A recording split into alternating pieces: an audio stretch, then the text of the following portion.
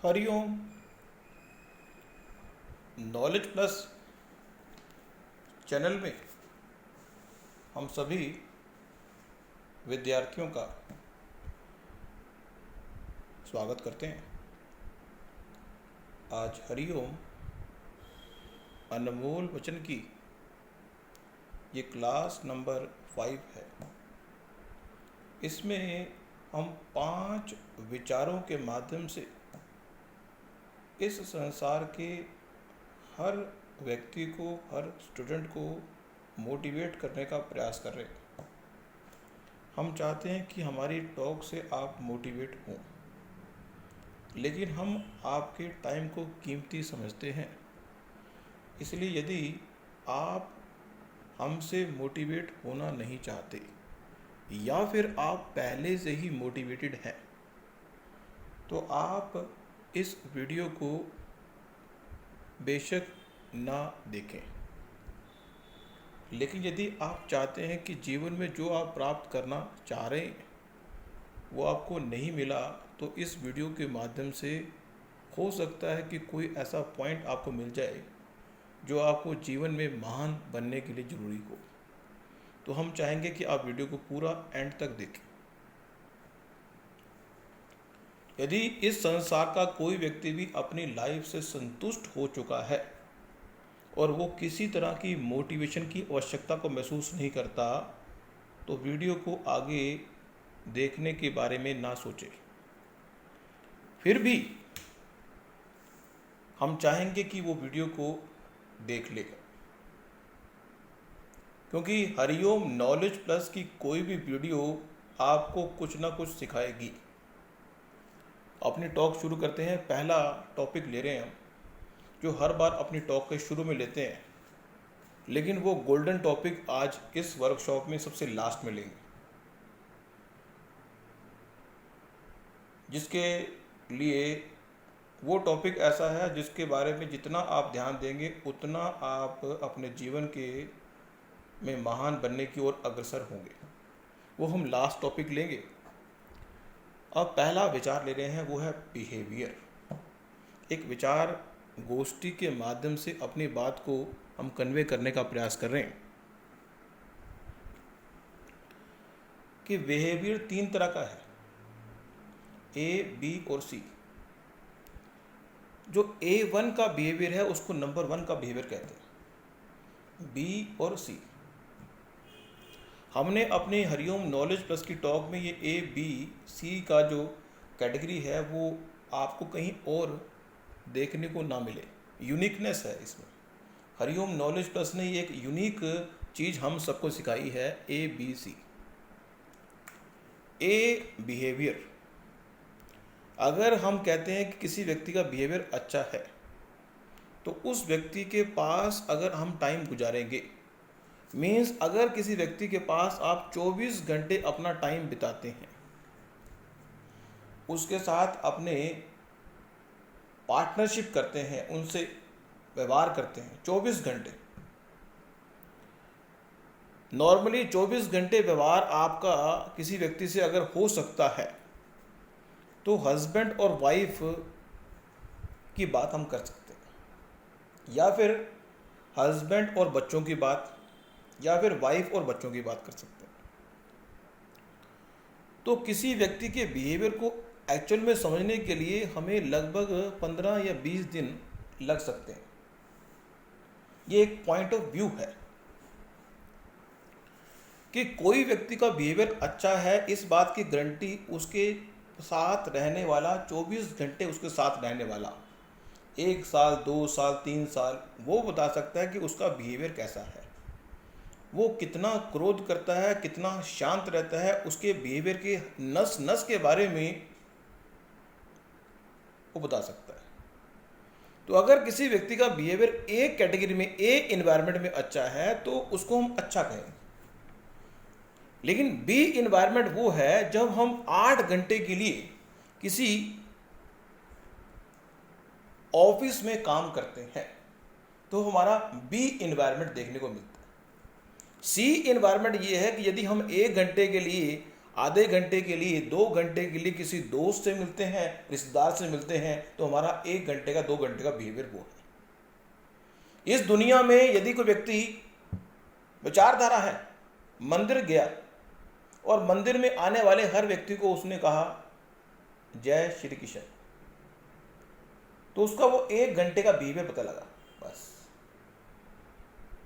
अगर वो ऑफिस में 8 घंटे काम करता है और अपने को वर्करों को बोलता है जय श्री कृष्ण, और वो काम करते हुए 8 घंटे की जो ट्यूनिंग है वो बताती है कि उसके जय श्री कृष्ण की बिहेवियर का कितना इम्पैक्ट है।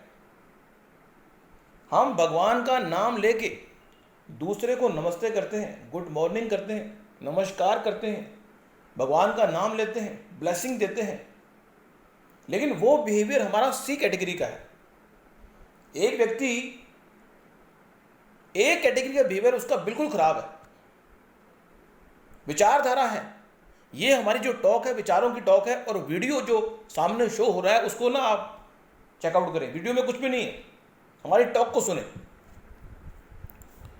तो अगर कोई व्यक्ति मंदिर में तो बड़ा धार्मिक बन रहा है तो सी कैटेगरी का बिहेवियर तो बहुत उसका अच्छा है, लेकिन बी कैटेगरी का बिहेवियर उसका नॉर्मल है, लेकिन ए कैटेगरी का बिहेवियर उसका बड़ा खराब है।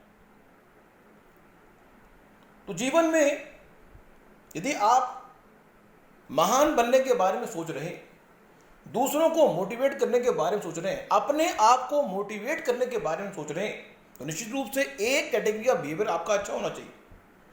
किसी व्यक्ति के एक कैटेगरी के बिहेवियर को अगर आपने अच्छा कह दिया तो निश्चित रूप से व्यक्ति अच्छा है।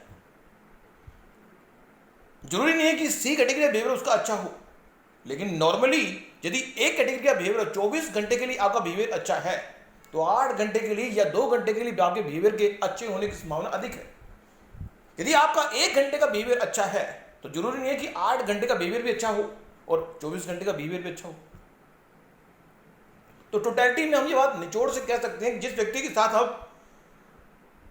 पार्टनरशिप करते हैं, जिस व्यक्ति के साथ अपने दिनचर्या के दिन बिताते हैं, तो पता लगता है उसका बिहेवियर कैसा है। तो जीवन में अपने आप को मोटिवेट करने के लिए भी आपका बिहेवियर एक कैटेगरी का होना चाहिए, लेकिन लोग आजकल सी कैटेगरी के बिहेवियर को ही एक कैटेगरी का बिहेवियर मानने लगे हैं, जो कि गलत है। एक कैटेगरी का बिहेवियर नंबर 1 का है, लेकिन जो 24 घंटे की तपस्या, 24/7 की तपस्या के बाद 1 दिन, 2 दिन, 4 दिन के बाद पता लगता है कि बिहेवियर कैसा है। बी कैटेगरी का बिहेवियर तो हमारा ऑफिस का है, हम ऑफिस में सारा कुछ नॉर्मल कूल रह रहे हैं, और सी कैटेगरी का बिहेवियर जो है वो हम किसी से मिले, हमने नमस्ते कर दी, वो हमारा सी कैटेगरी का बिहेवियर। जिस बिहेवियर में हमें लेन देन करना होता है तब पता लगता है कि आपका बिहेवियर कैसा है। जब हमें किसी से कुछ देना है और लेना है, यदि हमारा बिजनेस टाइप का बिहेवियर होता है, एक बिजनेसमैन जो होता है उसका ऑफिस में बिहेवियर अलग होता है, घर में बिहेवियर अलग होता है, और जब मंदिर जाता है उसका बिहेवियर अलग होता है। हमारे बिहेवियर में इतना फ्लक्चुएशन क्यों? हम बता दें कि इस संसार में जो व्यक्ति अपने आप को मोक्ष प्राप्त कराना चाहता है उसके ए, बी और सी टाइप के बिहेवियर में चेंज नहीं होना चाहिए। यदि वो ए एनवायरनमेंट में अपने बिहेवियर को जो शो कर रहा है, ए एनवायरनमेंट वो है जहां पे हम अपने आप को, अपने सराउंडिंग में हर लोगों को अपना मान रहे हैं, क्योंकि 24 घंटे का एनवायरनमेंट में यदि हम अपने लोगों को अपना नहीं मानेंगे तो उस बिहेवियर में हम रह नहीं पाएंगे। बी कैटेगरी बिहेवियर को हम मजबूरी की बिहेवियर को कह सकते हैं कि हम मजबूरी में 8 घंटे काम कर रहे हैं क्योंकि हमें अपने जीवन को चलाना है, लेकिन फिर भी अगर जीवन में कुछ बड़ा करना हो तो 8 घंटे का जो बिहेवियर है वो भी आपके जीवन के बड़े इंपैक्ट को प्रभावित करता है। यू शुड बी चेक, आपको चेक करना चाहिए। और जो सी कैटेगरी बिहेवियर है, अगर आप 1 घंटा मंदिर में जाकर ध्यान लगाते हैं तो वो बिहेवियर भी, हमारा उद्देश्य है कि आपका तीनों बिहेवियर एक समान अगर आपने कर दिए कि आप घर में शांत हैं, ऑफिस में शांत हैं, और अगर किसी से मिलते हैं तो भी शांत हैं, आपका जो इन्वायरमेंट है आपको प्रभावित नहीं कर सकता, तो आप मोक्ष प्राप्त करने के हकदार हैं। यदि आपने अपने बिहेवियर को शांत नहीं किया तो आप मोक्ष प्राप्त करने के हकदार नहीं हैं। भगवान कहता है यदि आप हकदार नहीं हैं तो मैं आपको वो चीज दूंगा ही नहीं। हरिओम नॉलेज प्लस की टॉक से हमने ये सीख लिया है कि डिजर्व, यदि किसी चीज को आप प्राप्त करना चाहते हो, उसके अधिकारी आप नहीं हो, तो वो चीज आपको नहीं मिलेगी। You have to first deserve then Dzire. आपको डिजर्व करना, अधिकारी बनना पड़ेगा, तो वो चीज आपको अपने आप ही मिल जाएगी। दूसरा विचार ले रहे हैं, इस विचार को हमने, दूसरा विचार है कर्म। कोई व्यक्ति कहता है कि मुझे पढ़ाने का बड़ा शौक है, मैं कहता हूं कि मैं 24 घंटे अगर पढ़ाता रहूं तो ये कर्म मेरे लिए बड़ा अच्छा है। कोई कहता है मुझे तो ना न्यूज़ रीडर बनने का बड़ा शौक है, मुझे सुबह से लेकर शाम तक अगर मैं न्यूज़ पढ़ाता रहूं तो बड़ा आनंद। कर्म, व्यक्ति किस चीज को अपने कर्म के रूप में मान रहा है। कोई कहता है मैं बोलता रहूं तो वो कर्म मेरे लिए अच्छा है, कोई कहता है मैं सुनता रहूं, सुबह से लेकर शाम तक अगर मैं कानों में लीड लगा के गाने सुनता रहूं तो मुझे बड़ा आनंद आता है, और मुझे इस गाने सुनने का कोई पैसा दे दे अगर, तो मैं सुबह से शाम तक गाना सुनता रहूं, तो उसको वो कर्म अच्छा लगता है। किसी को फिजिकल कर्म करते हुए लगता है कि वो कर्म है, किसी को लॉजिकल कर्म को लगता है कि कर्म है। तो कर्म को डिफाइन करना बड़ा मुश्किल है। व्यक्ति कुछ कहते हैं कि काम ना करना मेरा कर्म है, कई व्यक्ति कहते हैं कि मैं काम नहीं करता तो वो मेरा कर्म है, कई कहते हैं मैं अगर काम नहीं करता तो मेरा कर्म नहीं। अब काम क्या? तो व्यक्ति का जो कर्म है बोलने का हो सकता है, व्यक्ति का कर्म हाथों का हो सकता है, चलने का हो सकता है। कहता है मैं अगर ना 4 दिन अगर चलूँ ना तो मेरा दिल नहीं लगता। हमने अपनी टॉक में ये कहा था कि इस संसार में व्यक्ति को अपने शरीर का, व्यक्ति को अपनी टांगों का विशेष रूप से धन्यवाद करना चाहिए। हमारा तीसरा जो टॉपिक है, विचार है, वो यही आ रहा है। व्यक्ति जब इस संसार में आता है, व्यक्ति जब इस संसार में आता है तो वो छोटे से बच्चे के रूप में होता है, और फिर बड़ा होते होते होते वो इतना बॉडी बिल्डर बन जाता है। फिर वो कहता है सुबह शाम वो जो है पार्क में जाता है, सैर करता है ताकि वो पतला हो जाए। क्या सैर करने से व्यक्ति पतला हुआ है? सैर करने से तो व्यक्ति पतला नहीं होता। सैर करने की बजाय यदि व्यक्ति इस बात पर विशेष ध्यान दे, हम किसी व्यक्ति को क्रिटिसाइज नहीं कर रहे, हमारी विचारधारा से बहुत व्यक्तियों को क्रिटिसाइज भी होगा, लेकिन हमारा उद्देश्य आपको मोटिवेट करना है। हमारा उद्देश्य किसी तरह से भी आपको, हमारा हर हालत में आपका उद्देश्य आपको मोटिवेट करना है। व्यक्ति अगर पतला होना चाहता है तो उसका एक ही रूल है कि वो क्या खा रहा है, ये बात ध्यान दे ली। दूसरा, ए, बी और सी, 3 बातें हैं। ए, अगर व्यक्ति मोटा है तो उसके अगर माँ बाप मोटे हैं तो उसको चिंता करने की आवश्यकता नहीं, चाहे वो कितनी ही एक्सरसाइज कर ले, कितना ही कुछ कर ले, उसके मोटा होना स्वाभाविक है। यदि माँ बाप उसके पतले हैं तो उसको बहुत एफर्ट करने पर मोटापन मिलेगा, चाहे वो कुछ भी खा ले, चाहे कितना ही फास्ट फूड खा ले। लेकिन फिर भी यदि वो अपने कर्म से फास्ट फूड ही खाता रहता है तो संभावना है तो वो बहुत टाइम बाद मोटा होगा, क्योंकि वो बाय फॉल्ट जो नियम है उसके बाहर जा रहा है। आपके माता पिता अगर मोटे हैं तो आपके मोटे होने की संभावना 100% है। अगर आपके माता पिता मोटे नहीं हैं तो आपके 50% संभावना है। जिस तरह से माता पिता है उस तरह के होंगे आप, चाहे आप कुछ भी खाएं, ये मैटर नहीं करता। लेकिन अगर आपके माता पिता पतले हैं तो आप पतले होंगे, लेकिन आप अपने कर्मों से फास्ट फूड खा के लॉन्ग टर्म में अपने आप को मोटा कर सकते हैं। तो 2 फैक्टर आ गए मोटे होने के, एक तो माता पिता और एक आपका खाना। तीसरा फैक्टर है कि आप जो कर्म कर रहे हैं वो कैसा है। अगर आप सिटिंग जॉब कर रहे हैं तो आपके मोटे होने की संभावना है, लेकिन जो पहला फैक्टर है उसको आप वो 50% या 60% इंपैक्ट डाल देते हैं। लेकिन दूसरा फैक्टर भी बड़ा इंपॉर्टेंट है कि आप क्या खाते हैं। और तीसरा फैक्टर है कि आप कैसे कर्म करते हैं। इन तीनों फैक्टर के आधार पर ही हम डिसाइड करेंगे कि व्यक्ति मोटा है पतला है। अब आप सैर करें, कुछ भी करें, आपका मोटापन होना, मोटा होना बाय डिफॉल्ट भी होता है और आपके द्वारा किया भी होता है। मीन्स जिस तरह से आपका जो भाग्य होता है, आपको एक अच्छे एनवायरनमेंट में भाग्य मिल गया, अच्छे बड़े रिच फैमिली में आपको अगर जन्म मिल गया, अब रिच फैमिली में मिल गया तो उसके बाद कर्म आपके अच्छे नहीं है तो आप जेल की यात्रा भी कर सकते हैं, कुछ गलत काम भी कर सकते हैं। तो वो तो आपका भाग्य नहीं था, आपने कर्म से अपने भाग्य को बिगाड़ लिया। तो कई व्यक्ति कर्म, भाग्य तो उसका अच्छा होता है लेकिन वो कर्म से अपने भाग्य को बिगाड़ लेते हैं। तो इस संसार में पतला या मोटा होना, उसके तीन फैक्टर हैं, ए बी सी। ए माता पिता, बी आपके द्वारा की गई कर्म, और जो सी है वो आपके द्वारा, बी जो है वो खाना पीना, सी जो है आपके कर्म। तो हम चाहेंगे कि अगर व्यक्ति पतला होना चाहता है तो वो अपने खाने पर ध्यान दे। माता पिता को तो पतला ना मोटा किया जा सकता है, माता पिता जैसे हैं ठीक है। आप सोच सकते हैं कि माता पिता भारी हैं तो आप भारी होंगे, लेकिन खाने पीने का ध्यान दोगे तो जितने भारी माता पिता हैं उतने आप रहेंगे। आप जिस चीज का, हम बता दें आपको, इस संसार में जिस चीज का आप ध्यान रखेंगे वो चीज भी आपका ध्यान रखेगी। जिस चीज का आप ध्यान रखेंगे वो चीज भी आपका ध्यान रखेगी। यदि आप किसी चीज का ध्यान नहीं रखेंगे तो वो चीज आपका ध्यान नहीं रखेगी। यदि आप अपने कर्मों का ध्यान रखेंगे तो कर्म आपके भाग्य को क्रिएट करेंगे।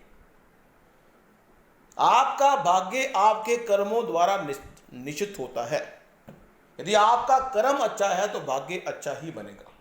और हमने अपनी टॉक में यह कहा है कि इस संसार में जब भी मौका मिले, सुबह से लेके शाम तक जब भी मौका मिले, अच्छे कर्म करने का मौका ना चूके। भगवान ने यह कहा है कि इस संसार में, और एस्ट्रोलॉजी में भी लिखा हुआ है कि इस संसार में चाहे आप कर्म कोई भी कर लो, सूक्ष्म से सूक्ष्म कर्म का इनाम भगवान व्याज सहित देता है। सूक्ष्म से सूक्ष्म कर्मों का इनाम भगवान व्याज सहित देता है। अगर इस जन्म में देना होगा तो बी कैटेगरी का होगा, अगले जन्म में देना होगा तो ए कैटेगरी का होगा, और अभी देना होगा तो 2 दिन 4 दिन बाद मिल जाएगा। पर आपका काम कर्म करना है। भगवान ने गीता में यही कहा है कि कर्म करो, फल की इच्छा ना करो। लेकिन यह बात जल्दी हजम होती नहीं है, लेकिन एक स्पेसिफिक टाइम के बाद ये बात हजम होती है और समझ आती भी है। तीसरा के बाद चौथा टॉपिक हमारा है वो सॉफ्ट स्किल और हार्ड स्किल का है। इस संसार में हर व्यक्ति के पास एक स्किल है जो भगवान ने उसको दी है। इस संसार में जो भी स्किल, जो भी वस्तु भगवान ने किसी व्यक्ति को दी है, उसका धन्यवाद करना चाहिए। ये बात बड़ी इंपॉर्टेंट है। इस पूरे ब्रह्मांड में जो चीज भी आपको मिली है वो चीज एक दिन भगवान आपसे ले लेगा। ये इस संसार की बड़ी जबरदस्त विचित्र घटना है कि जो चीज किसी व्यक्ति को दे दी भगवान ने, इसका मतलब ये नहीं कि वो आपका हक हो गया। यहाँ पे एक विचार और आ गया। यदि हम सुबह जाते हैं सैर करने के लिए और हम सुबह रोटी बनाते हैं 2 फुलके और उसको पैक करते हैं, साथ में सब्जी डालते हैं और किसी भिखारी को दे देते हैं, रोज हमारा ये नित्य कर्म हो गया मान ली, तो भिखारी क्या सोचता है? भिखारी 1 महीने के बाद भिखारी का माइंडसेट ये तैयार हो जाता है कि मुझे अब रोटी ये देने के लिए विजय शर्मा आ रहे हैं। 1 महीने बाद जब 31वें दिन अगर विजय शर्मा नाम का व्यक्ति जो 30 दिन भिखारी को रोटी दे रहे थे एक स्पेसिफिक टाइम 8 बजे, लेकिन 31वें दिन और 32वें दिन उनको आने में देर हो जाती है। 8 बजे की जगह वो 9 बजे आते हैं या 10 बजे आते हैं, या एक दिन भूल जाते हैं, स्किप कर देते हैं। तो भिखारी बड़े हक से कहता है आप कल नहीं आए। इसी तरह से जिस तरह से भिखारी हमें जब हक से कहता है कि आप कल नहीं आए, मैं तो बड़ा वेट कर रहा था, कल कहाँ रह गए आप?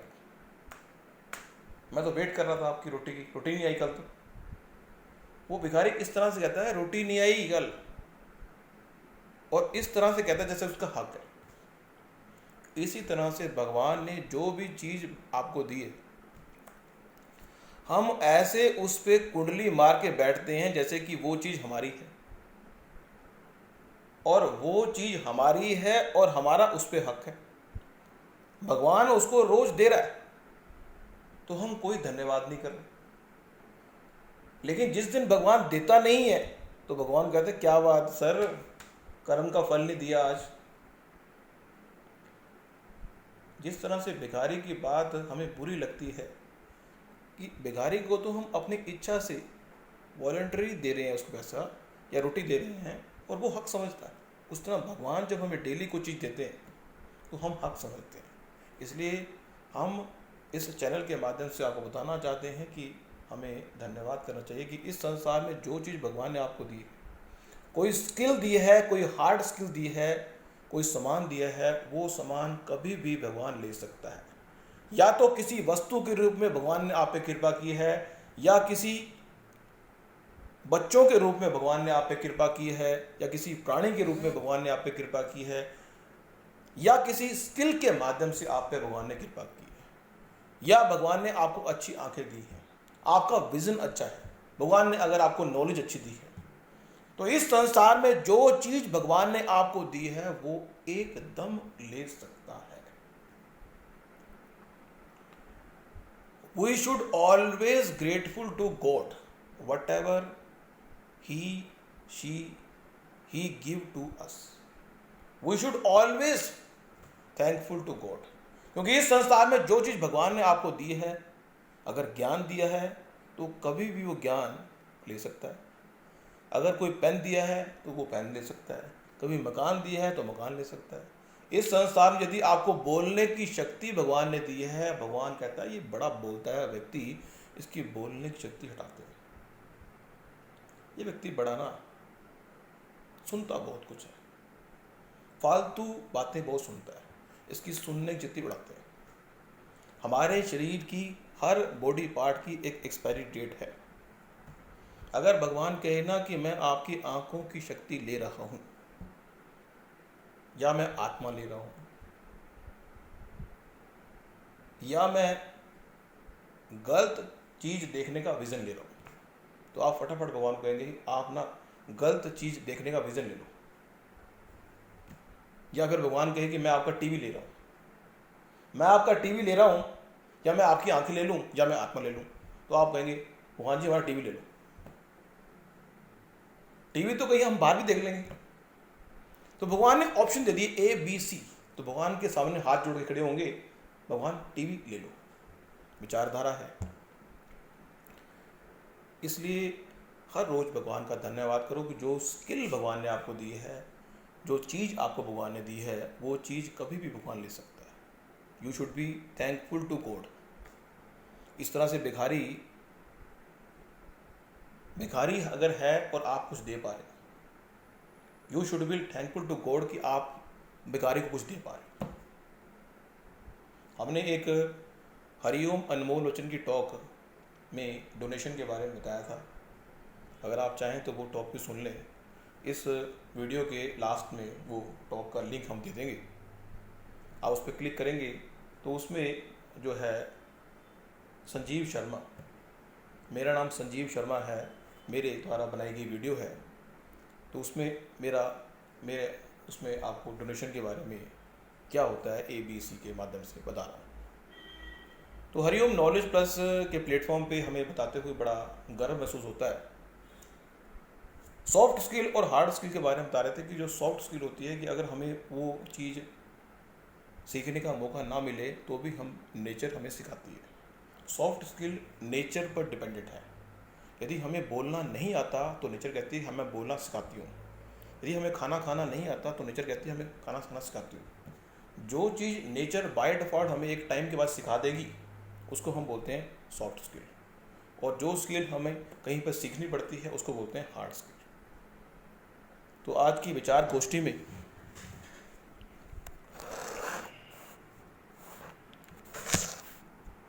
हमारी काफ़ी लंबी टॉक हो गई है। हमारा लास्ट जो टॉपिक है वो है जीवन में किसी ने बनना हो महान तो इन 9 बातों पर देना ए इंसान तू ध्यान। यदि आप जीवन में महान बनना चाहते हैं तो निश्चित रूप से इन 9 बातों पर ध्यान देना जो हम बताने जा रहे हैं।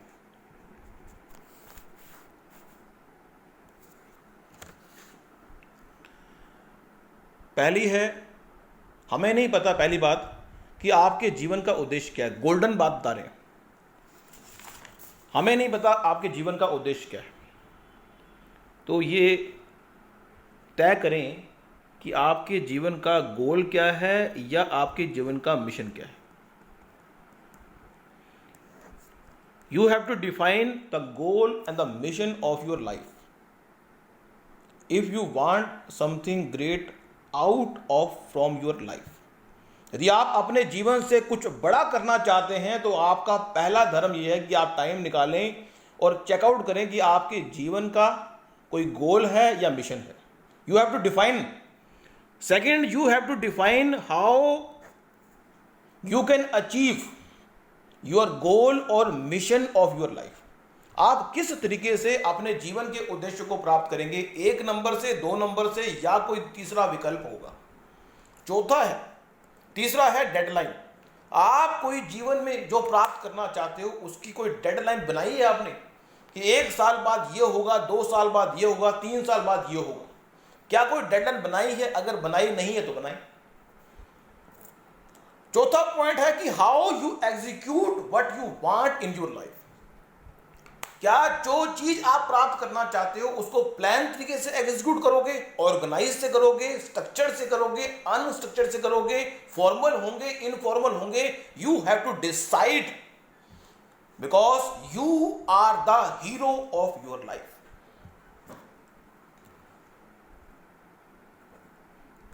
फिफ्थ है आपका mindset, how you programme your subconscious, how you programme your subconscious what you want in your life.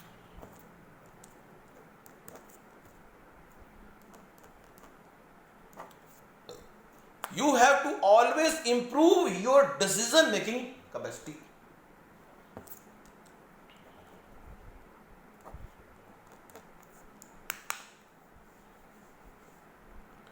सातवां पॉइंट, बिलीव सिस्टम। हमने हर बार अपने टॉक में चीज़ों को रिफाइन किए। कुछ पॉइंट हमारे फिक्स थे लेकिन हर बार पॉइंट को रिफाइन करने का प्रयास भी किया। हमने अपने टॉक में 6वां पॉइंट बिलीव सिस्टम का बोला होगा लेकिन यहां पे हमने डिसीजन मेकिंग बोल दिया। 7वां पॉइंट जो है हमारा वो है बिलीव सिस्टम।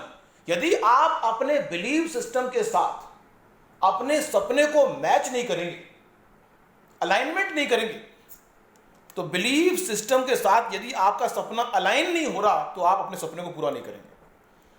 8वां पॉइंट है आपकी प्राथमिकता। यदि आप जीवन का जो गोल आपने बनाया है, जो मिशन आपने बनाया है, उसके हिसाब से आपने अपनी प्राथमिकताएं सेट नहीं की तो जीवन में आप महान नहीं बनेंगे, आप जीवन में वो प्राप्त नहीं कर पाएंगे।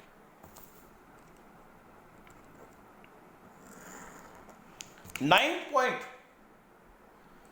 आपका अपने जीवन के उद्देश्य के प्रति अनडिवाइडेड अटेंशन से आपका फोकस। 9वां पॉइंट है फोकस। और फोकस क्या हो? अनडिवाइडेड फोकस हो। और 10वां पॉइंट हम बता रहे हैं यहां पे,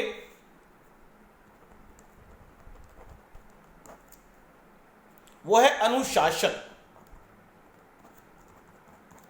और 11वां पॉइंट बता रहे हैं कि लगातार, हमें यह बताया गया था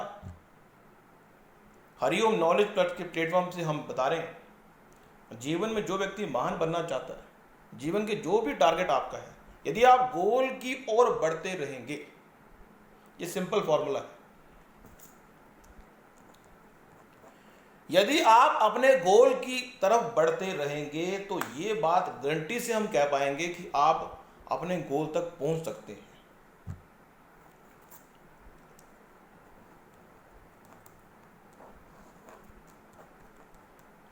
यदि आप अपने गोल की ओर लगातार बढ़ते रहेंगे तो ये हम कह सकते हैं कि आप अपने गोल तक पहुंच जाएंगे। अब ये मर्जी है कि लगातार के साथ साथ आप अपनी स्मार्टनेस दिखाएं, ताकि मेजरमेंट भी हो कि आप गोल तक कितने पहुंचे। 12वां पॉइंट हम बता रहे हैं इस टॉक में, वो है पूजा और टाइम। भगवान का धन्यवाद करें और भगवान से शक्ति प्राप्त करें कि इस संसार में जो भी चैलेंजेस मुझे अपने गोल को पूरा करने के लिए आएंगे, मैं उसको पूरा करने की मुझे ताकत दें। और 12वें पॉइंट का सब पॉइंट ला देते हैं टाइम। इस संसार में यदि आप टाइम को कीमती समझते हैं, आप इस संसार में यदि टाइम को वेस्ट होने से बचा लेंगे तो आप अपने जीवन में कुछ बड़ा कर पाएंगे। यदि आपने टाइम को वेस्ट होने से नहीं बचाया तो आप जीवन में कुछ बड़ा नहीं कर पाएंगे। इन 12 बातों से अपनी बात को वाइंड अप करते हैं। और ये हमारी जो टॉक है ये एक प्रकार की एक गोल्डन टॉक होगी, बड़ी लंबी टॉक होगी यहाँ पे, लेकिन इस टॉक का अगर कोई व्यक्ति सुनेगा, बच्चा सुनेगा, तो निश्चित रूप से उसको लाभ मिलेगा।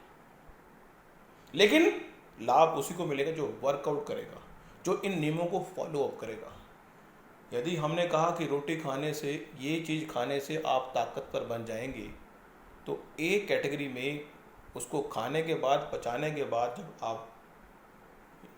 आप महसूस करेंगे कि आप ताकतवर बन गए।